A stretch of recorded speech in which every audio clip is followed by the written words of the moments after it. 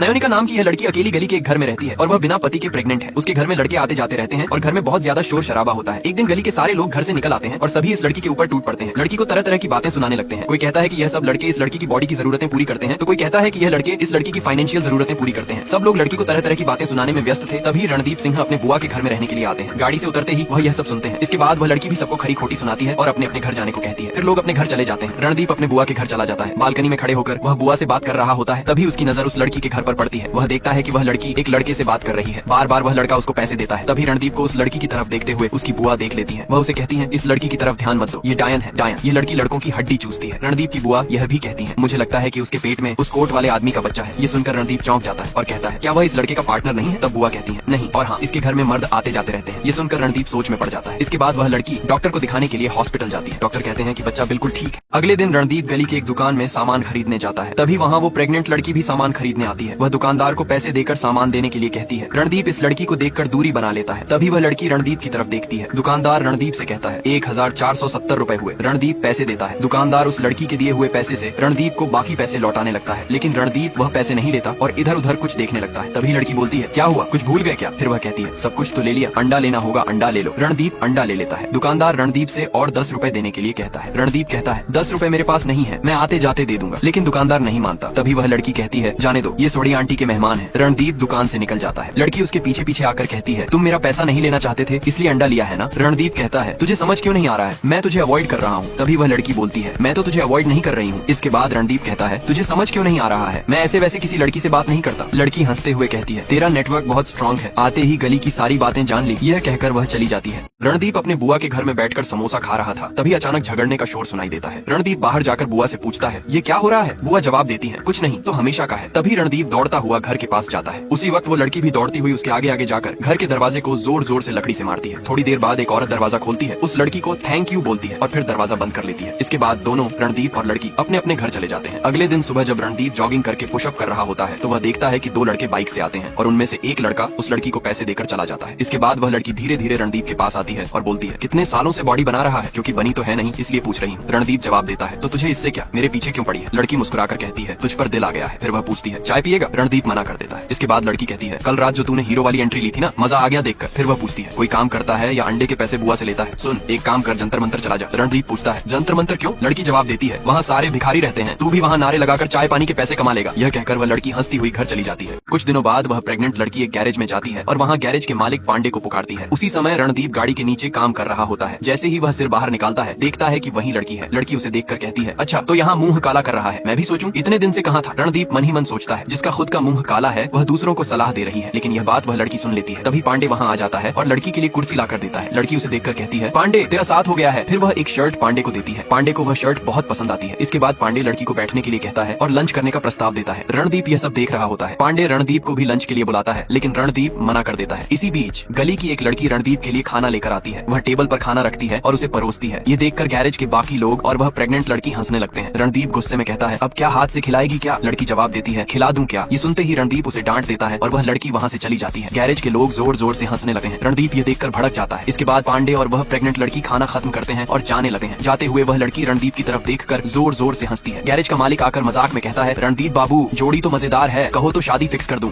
रणदीप एक कस्टमर की गाड़ी पिकअप करके गैराज ले जा रहा था। रास्ते में उसने देखा कि वो गर्भवती लड़की खड़ी है और गाड़ियों को हाथ से इशारा कर रही है, लेकिन कोई भी गाड़ी रुक नहीं रही। रणदीप उसकी ओर गया और पूछा, क्या हुआ? लेकिन लड़की कुछ नहीं बोली और चुपचाप उसकी गाड़ी में बैठ गई। उसने रणदीप से कहा, चलिए। कुछ देर बाद लड़की ने रणदीप से गाड़ी रोकने को कहा। जैसे ही गाड़ी रुकी, वह लड़की दौड़कर कहीं जाने लगी। रणदीप घबरा गया, लेकिन थोड़ी देर बाद वह लड़की हंसते हुए वापस आई और जूस पीने लगी। ये देखकर रणदीप ने पूछा, अभी तो तुम चिल्ला रही थी, अब क्या हुआ? लड़की ने जवाब दिया, मुझे बहुत जोर से सुसु आ रहा था। ये सुनकर रणदीप हैरानी से बोला, इसीलिए तुम इतनी जोर जोर से चिल्ला रही थी? मुझे लगा कि तुम ऊपर जाने वाली हो। इस पर लड़की मुस्कुराकर बोली, ऊपर नहीं, नीचे निकलने का समय आया था। फिर वह लड़की गाड़ी में बैठ गई और रणदीप से उसे उसके घर छोड़ने को कहा। रास्ते में लड़की ने कहा, इतना सड़ा हुआ चेहरा लेकर क्यों घूम रहे हो? तुमने अच्छा काम किया है, मुस्कुराओ। यह सुनकर रणदीप मुस्कुरा दिया। बात करते करते वे दोनों घर पहुंच गए। जैसे ही वे वहां पहुंचे, मोहल्ले की आंटियों ने दोनों को साथ देखा। लड़की गाड़ी का दरवाजा खोलने की कोशिश कर रही थी, लेकिन वह नहीं खुला। रणदीप नीचे उतरकर दरवाजा खोलने में मदद करता है। ये सब मोहल्ले की आंटियां रिकॉर्ड कर लेती हैं और वीडियो रणदीप की बुआ सौड़ी को भेज देती हैं। अगले दिन रणदीप गैरेज में काम कर रहा था, तभी वह प्रेग्नेंट लड़की एक गाड़ी लेकर आती है। वह गाड़ी से उतरकर सीधे रणदीप के पास आती है और आते ही उसकी चाय पीने लगती है। फिर वह लड़की रणदीप से कहती है एक और मंगा लो। तभी गैरेज का मालिक आता है और वह लड़की उससे कहती है गाड़ी लेकर आ गई। गैरेज का मालिक रणदीप से कहता है गाड़ी चेक करो मैडम, ये सेकंड हैंड गाड़ी लेने वाली है, हमारे रहते हुए अगर गाड़ी में कोई खराबी रह जाए तो ये हमारी नाकामी होगी। रणदीप उस लड़की से कहता है मैं ये काम नहीं करने वाला, किसी और से करवाओ। तभी वह लड़की कहती है क्यों, क्या तेरे हाथ में मेहंदी लगी है? रणदीप गुस्से में जवाब देता है मैं तेरे पाप के पैसों से खरीदी गई गाड़ी को हाथ नहीं लगाऊंगा। ये सुनकर लड़की गुस्से से अपने पेट की तरफ इशारा करके कहती है ये पाप की कमाई का पैसा नहीं है, ये इसकी बाप की कमाई का है। गैरेज का मालिक रणदीप से कहता है क्या हो गया, जल्दी देखो ना। रणदीप गुस्से में गाड़ी चेक करने के लिए जाता है और उसे ठीक करने लगता है। तभी लड़की रणदीप से कहती है तुझे पता है इसके पापा कौन है? रणदीप जवाब देता है मुझे नहीं पता और मुझे जानने का कोई शौक भी नहीं है। लड़की हंसते हुए कहती है पता है जरूरत आदमी से क्या क्या करवाती है। फिर वह हंसती है और वहाँ से चली जाती है। रात को जब रणदीप घर लौट रहा होता है तो वह लड़की के घर के सामने रुककर कुछ सोचता है। फिर वह गेट खोलकर अंदर जाने लगता है। यह सब रणदीप के बुआ देख रही होती है। रणदीप घर के दरवाजे पर जाकर घंटी बजाता है। अब वो लड़की बाहर निकलती है और बोलती है तू यहाँ क्यों, तेरा घर सामने है। तभी रणदीप बोलता है मुझे तुझसे एक बात करनी है। लड़की बोलती है क्या, प्रपोज करने वाला है क्या? रणदीप कहता है अंदर चल के बात करें। ये सुनते ही लड़की बोलती है अगर तुझे अपनी इज्जत बचानी है तो यहाँ पर ही बात करना ठीक रहेगा, अगर अंदर चला गया तो पब्लिक की नजर में हम दोनों के कपड़े उतर जाएंगे। इसके बाद रणदीप कहता है मुझे सिर्फ यह कहना था कि जो गाड़ी तू ले रही है मुझे लगता है कि 30 से 35 हजार और कम हो सकती है। ये कहकर वह जाने ही वाला होता है। तभी पलट कर बोलता है रहने दे, वो गाड़ी मत ले, कोई और गाड़ी देख वरना तुझे बहुत खर्चा करवाएगी। इसके बाद लड़की बोलती है इस हालत में मैं कहाँ जाऊँ और ढूंढूं? ये सुनकर रणदीप कहता है मैं ढूंढ दूंगा। तभी लड़की बोलती है सच में, तू ढूंढ देगा? इसके बाद रणदीप अपने घर चला जाता है। घर पहुंचते ही उसकी बुआ बोली क्या कर रहा था तू वहाँ, तुम दोनों के बीच क्या चल रहा है? मैंने तुझे मना किया था ना इस डायन से दूर रहने के लिए। फिर बुआ ने कहा ये देख शिप्रा ने क्या भेजा है। वो वीडियो प्ले करके दिखाती है और इससे पहले कि रणदीप कुछ कहे बुआ गुस्से में बोल उठती है चुप कर, तुम दोनों एक साथ गाड़ी में थे, मैं अपने भाई को क्या जवाब दूंगी? रणदीप जवाब देता है क्या हो गया बुआ, आप एक काम करो, एक न्यूज चैनल ज्वाइन कर लो, वहाँ आपके जैसे ड्रामों की बहुत जरूरत पड़ती है और अगर आप वहाँ ड्रामा करोगी तो टीआरपी की बारिश होगी। ये सुनते ही बुआ गुस्से में उसे थप्पड़ मार देती है। रणदीप नाराज होकर छत पर जाकर अकेला बैठ जाता है और उदास हो जाता है। कुछ देर बाद बुआ चाय लेकर आती हैं और कहती हैं गुस्सा छोड़ दे और ये लो चाय पी ले। रणदीप खड़ा होकर चाय पीने ही वाला होता है कि तभी देखता है वो लड़की कपड़े उठाते हुए गिर जाती है। ये देखते ही रणदीप दौड़ता हुआ उसकी तरफ चला जाता है और लड़की को उठाकर अस्पताल ले जाता है। होश आने के बाद डॉक्टर लड़की से कहती है आपको जिसने यहाँ लाकर भर्ती किया उसे धन्यवाद कहिए। लड़की पूछती है कौन? डॉक्टर इशारा करते हैं तो लड़की रणदीप को देखकर चौंक जाती है और कहती है अच्छा तू लाया? रणदीप मुस्कुराते हुए कहता है तो और कौन लाता? ये सुनकर लड़की कहती है पूरे मोहल्ले में सिर्फ तुझमें ही हिम्मत है मुझे यहाँ तक लाने की, मुझे लगता है कि हमारे बीच कोई कनेक्शन है। रणदीप थोड़ा चौंक कर पूछता है क्या? लड़की हंसते हुए कहती है कनेक्शन इस जन्म का नहीं तो पिछले जन्म का जरूर होगा। इसके बाद रणदीप कहता है मुझे नहीं पता, तू नंबर दे। लड़की पूछती है किसका? रणदीप जवाब देता है और किसका? तेरे बॉयफ्रेंड का, मुझे भी तो घर जाना है। लड़की मुस्कुराते हुए कहती है किसका? मेरे पास तो बहुत सारे हैं। ये सुनते ही रणदीप कहता है तुझे शर्म नहीं आती? लड़की जवाब देती है शर्म क्यों आएगी, मोहल्ले वाले जो कहते हैं वही कहा और तू भी यही मानता है। रणदीप गुस्से में कहता है मैं कुछ नहीं मानता, तू अपने बॉयफ्रेंड का नाम बता। लड़की फिर हंसकर कहती है किसका? इसके बाप का। ये सुनते ही रणदीप झुंझला कर कहता है तू बात को क्यों घुमा रही है, इसका बाप और तेरा बॉयफ्रेंड तो सेम होगा ना। लड़की जवाब देती है इसका बाप मेरा बॉयफ्रेंड नहीं है। रणदीप गुस्से में कहता है तू मुझे बेवकूफ समझती है? लड़की हंसकर कहती है समझती नहीं, तू है। उसके बाद लड़की गंभीर होकर बोलती है मैं बच्चों को जन्म देती हूँ लेकिन अपने लिए नहीं, दूसरों के लिए, मैं एक सरोगेट मदर हूँ, रहने दे, तुझे समझ में नहीं आएगा। रणदीप थोड़ा सोचते हुए कहता है क्यों समझ में नहीं आएगा? लड़की कहती है अच्छा ठीक है तो बता तुझे क्या समझ में आया। रणदीप उल्टी सीधी बातें करने लगता है। तभी डॉक्टर आ जाती है। डॉक्टर और लड़की रणदीप की बातों पर हंसने लगती है। उन्हें हंसता देखकर रणदीप उन दोनों पर भड़क जाता है। डॉक्टर मुस्कुराते हुए कहती है तुम रात में लड़की के साथ रहने वाले हो? लड़की भी हंसते हुए कहती है हाँ बिल्कुल। उसके बाद डॉक्टर गुड नाइट कहकर चली जाती है और लड़की हंसते हुए रणदीप से कहती है तू पागल है। इसके बाद रणदीप बोलता है अच्छा मैं बुआ को कॉल करके आता हूँ कहकर बाहर चला जाता है। इसके बाद लड़की हंसते हुए सो जाती है। रणदीप वापस आकर देखता है कि वह सो चुकी है। सुबह लड़की नींद से उठती है और देखती है कि रणदीप पास में बैठा बैठा सो रहा है। वह उसे उठाती है। इसके बाद रणदीप लड़की से बोलता है चाय पीनी है, मैं बाहर से ले आता हूँ, हॉस्पिटल की चाय में बहुत बदबू आती है। लड़की कहती है डिस्चार्ज के बारे में भी पता कर लेना, बहुत डिलीवरी करनी है। ये सुनकर रणदीप कहता है बच्चों की? लड़की हंसते हुए कहती है नहीं बुद्धू, कपड़ों की, मैं दर्जी हूँ, बड़े बड़े डिजाइनरों की फर्स्ट कॉपी बनाती हूँ, लाखों के कपड़े ग्राहकों को हजारों में देती हूँ। ये सुनकर रणदीप बोलता है अच्छा तेरे घर में जो लोग आते हैं वे अमीर लोग होते होंगे। फिर वह मजाक में कहता है अच्छा तू मुझे एक एलवी की जैकेट बना देगी? लड़की मुस्कुराते हुए कहती है हाँ बना दूंगी, पहले जाकर डिस्चार्ज की जानकारी ले आ।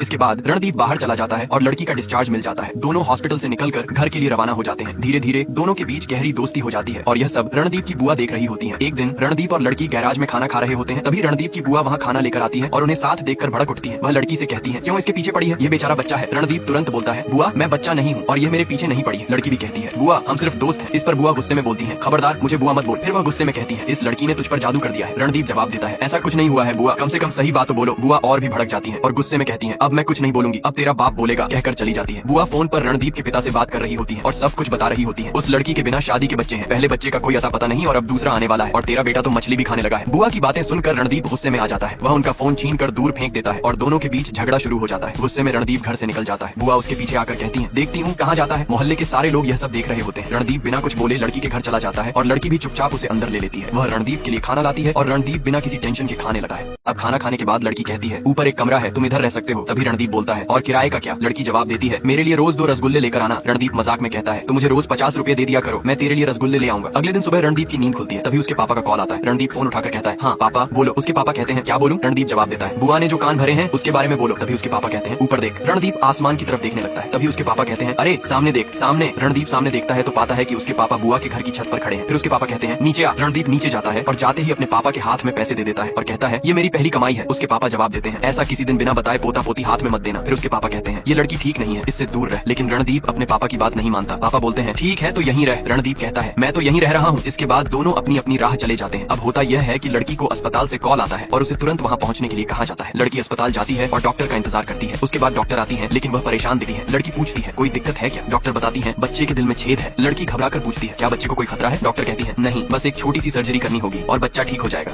अब डॉक्टर आगे बताती हैं जिसके लिए वह लड़की बच्चे को जन्म दे रही है वह लड़का इस बच्चे को इस हालत में अपनाने के लिए राजी नहीं है। लेकिन घबराने की जरूरत नहीं है, बच्चे की जिम्मेदारी अस्पताल की होगी। लड़की अस्पताल से निकलकर घर लौटती है लेकिन वह बहुत उदास होती है। रणदीप के पापा छत से उसे देखते हैं और तुरंत रणदीप को फोन करके कहते हैं तेरी यह लड़की उदास होकर घर आई है, जल्दी आ। रणदीप दौड़कर लड़की के पास आता है और अधीर होकर पूछता है क्या हुआ? लड़की जवाब देती है कुछ नहीं। इस पर रणदीप कहता है पापा ने कॉल करके बताया था कि तू बहुत परेशान लग रही थी और तू आज हॉस्पिटल भी गई थी, वहाँ कुछ हुआ क्या? तभी लड़की धीरे से कहती है डॉक्टर ने बताया कि कॉम्प्लिकेशन है, बच्चे के दिल में होल है और जिस शख्स के लिए मैंने ये बच्चा पैदा किया उसने इसे अपनाने से इनकार कर दिया। रणदीप गुस्से में बोलता है कैसे मना कर सकता है, आदमी है कि जानवर? लड़की कहती है टेंशन लेने की जरूरत नहीं है, हॉस्पिटल वाले सब अरेंजमेंट कर लेंगे और अगर वह नहीं अपनाएगा तो कोई और अडॉप्ट कर लेगा। ये सुनकर रणदीप टेंशन में आ जाता है और चिंता से पूछता है तू ठीक है? लड़की हल्का सा मुस्कुराकर जवाब देती है हाँ मुझे क्या होगा। फिर लड़की रणदीप से कहती है तुझे जाना है ना काम पर और रात में खाना खाएगा? रणदीप जवाब देता है हाँ खाऊंगा ना। ये कहकर वह गैराज चला जाता है। देर रात तक रणदीप गैराज में काम कर रहा होता है। तभी गैराज का मालिक आता है और उसे पुकार कर अपने पास बिठा लेता है। वह पूछता है क्या हुआ, झगड़ा हो गया क्या या फिर नयन ने लात मार के घर से निकाल दिया? गैराज के मालिक से ये सब सुनने के बाद रणदीप भारी मन से कहता है तुझे पता है ना क्या हुआ? फिर वह आगे बोलता है बंदा कभी कभी इतना मजबूर हो जाता है कि चाहकर भी कुछ कर नहीं पाता। गैराज का मालिक गंभीर होकर कहता है समझ सकता हूँ। रणदीप निराशा से सिर हिलाकर कहता है नहीं समझ सकता। और तू क्या? कोई भी नहीं समझ सकता, जिस इंसान पर बीती है सिर्फ वही समझ सकता है। इसके बाद गैराज का मालिक पांडे कहता है बस साथ रहना ही बहुत होता है, कुछ करने की जरूरत नहीं होती, इस अंधेरे में किसी के लिए रोशनी बनकर रहना ही काफी है और मैं तुझे ओवर टाइम नहीं करने दूंगा, जा घर चला जा। रणदीप घर लौटा है। जब वह अंदर आता है तो देखता है कि टेबल पर खाना रखा हुआ है। तभी उसे रोने की आवाज सुनाई देती है। वह जाकर देखता है कि एक लड़की सोते हुए रो रही है। ये देखकर रणदीप उदास हो जाता है। इसके बाद रणदीप लड़की के पास जाकर बड़बड़ाने लगता है। अगले दिन सुबह लड़की उदास होकर बैठी होती है। तभी रणदीप आता है और उसे हंसाने की कोशिश करता है। उधर रणदीप के पापा सुबह उठकर बालकनी में खड़े होकर लड़की के घर की तरफ देख रहे होते हैं। तभी उनकी बुआ आकर कहती है तुझे भी उधर जाना है क्या? कहकर उन्हें घर के अंदर भेज देती है। उधर रणदीप लड़की को दोबारा हंसाने की कोशिश करता है लेकिन लड़की हंसती नहीं है। इसके बाद रणदीप बाहर निकलता है। जैसे ही वह बाहर आता है 2 लड़के रणदीप और लड़की के बारे में बुरा भला कहने लगते हैं। रणदीप गुस्से में आकर उन लड़कों से मारपीट करने लगता है। इस झगड़े की वजह से मोहल्ले के सारे लोग इकट्ठा हो जाते हैं। रणदीप जितने भी आसपास लोग होते हैं उन सबको बुलाता है और लड़की के बारे में बताने लगता है।